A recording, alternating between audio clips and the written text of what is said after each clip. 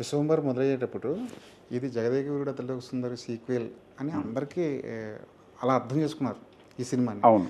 అదే టైంలో వైజయంతి మూవీస్ వాళ్ళు ఒక ప్రెస్ నోట్ ఒకటి రిలీజ్ చేశారు. అవును. సీక్వెల్ హక్కులన్నీ మా దగ్గర అవును, ఉన్నాయి చూశాను నేను కూడా. కదా. ఈ రెండింటికి ఎక్కడైనా లింక్ ఉందంటారా? ఏ సంబంధం లేదండి. నిజంగా సీక్వెల్ అయితే ఎంతసేపు ఉంటే చిరంజీవి గారు దత్ గారితో మాట్లాడడానికి 2 నిమిషాల పని. నాకు దత్ గారి పరిచయం ఉంది.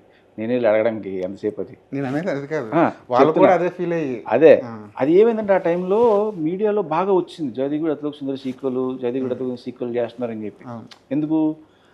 చిరంజీవి గారు ఆ సినిమా తర్వాత మళ్ళీ చేయలేదు, మధ్యలో అంజీ చేశారు తప్ప తర్వాత చేయలేదు.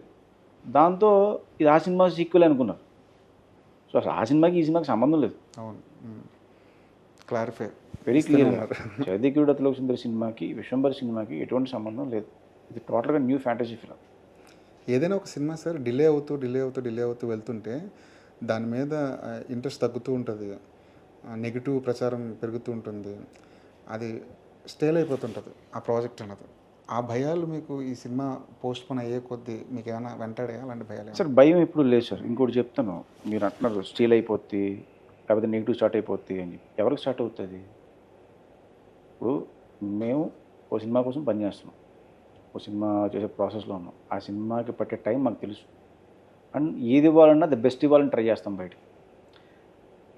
అది కాకుండా ఏదో అప్డేట్లు ఇచ్చేద్దాము, తొందరపడి ఇచ్చేయకూడదు. ఇది తొందరపడి ఇచ్చిన తర్వాత మళ్ళీ వాళ్ళే ఏమంటారు, అంత కంగారు ఎందుకు, చూసుకోవచ్చు కదని మళ్ళీ వాళ్ళే అంటారు. ఎవరు మేము అడిగామా, మిమ్మల్ని ఎవరేమన్నారంటారు. సో ఆ ఒక సినిమాకు టైం పడుతుంది ప్రతి సినిమాకి.